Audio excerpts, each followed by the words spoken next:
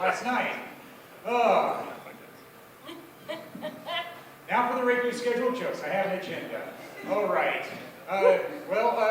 Yeah, the river still hasn't run dry on stories I can tell about working at the bank.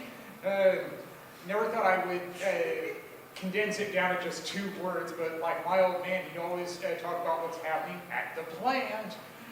So for me, I'm still seeing free food in the break room, and I'm quite aware of how you get what you pay for, because I was looking at what they leave there whenever they do, like once a month.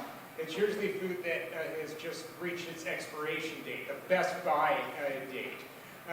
But there was still some things there that I figured were worth claiming and eating, like beef jerky. And then after that, because the brand name, I kept thinking of an old ad campaign with a pro wrestler, because it was "Snap into a Slim Jim." Yeah. Yeah, I guess a real manly treat. And then the other notable thing about the bank this week is, well, I print checks. One of the checks that got returned, it's like, yeah, I guess I can see that, because the name and address on it just said blah, blah, blah. And then I asked a colleague about it, because I had to tell somebody about it. And I said, this is probably a test check, isn't it? He said, yeah. It's like, all right, I'll just send it back to the business line. I don't know what else to do with it. You'd think they would have given us a heads up on that, because I know that when I'm asked to print test checks, I'm usually quite aware right away that they are, because of the weird names on it, like from pop culture, like Lord of the Rings or whatever, or Harry Potter. So there was that, and then, let's see, yeah, 2 animal stories. I'm the type that documents things, even though with my memory I don't necessarily need help in that area, where I remember things I wish I could forget, but that's another story. So I'm the type that will, when I go out on a walk, if there's something I want to remember, I'll take a picture of it, or I'll write about it. Or, this week, I just couldn't forget seeing a very big teddy bear that was just abandoned next to a dumpster. And I thought it was so sad that nobody loved the teddy bear anymore. So I took a picture of it, because I wasn't going to take it home, but it was still kind of my way of taking it home, as the souvenir of it as a picture. All right, and then there's animal story number 2. Actually, it's related to a movie, where I went to the Trial and Micro Sim in South Minneapolis this week, and it was only the 2nd time I'd been there, and the only other time, I can't recall how long ago it was, maybe 5 years, definitely pre-COVID, it was to see a Marx Brothers movie, Animal Crackers. I mean, they do a lot of classics and art films and stuff like that there. And I went to this one because it was a documentary that intrigued me on some level, and I'll admit that the name recognition on the narrators helped. Joaquin Phoenix, Rooney Mara, and Sia the Australian singer. Yeah, I guess that was the high point of the movie. I knew what I was up against, where they had warnings about this documentary movie, so I watched some of it on YouTube first. Oh, did I say it was the movie called Dominion, which was an animal rights movie? Yeah, that's what it was.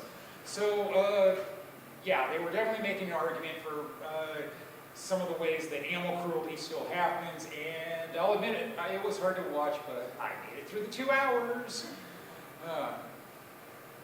So, yeah, there's 2 animal stories. And then, some more good ones. I'm the type that looks at all of my mail. Thankfully, I don't have that much now, and because I have fewer memberships in magazines now, I get less junk mail too. But sometimes I still get junk mail.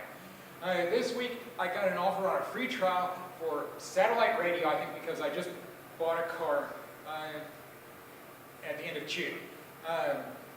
And I wasn't going to get satellite radio, because what I already get when I turn on the radio is fine with me. But I still had to look at all the offerings. I mean, I was amazed at all the different performers that have their own channel on satellite radio. I mean, there were some musicians there, no surprise there, like Garth Brooks, Beatles, Willie Nelson, I mean, big names there. But it surprised me a little on some of the non-singers that had their own channel on satellite radio. Howard Stern, the shock job. Actually, he had 2, apparently.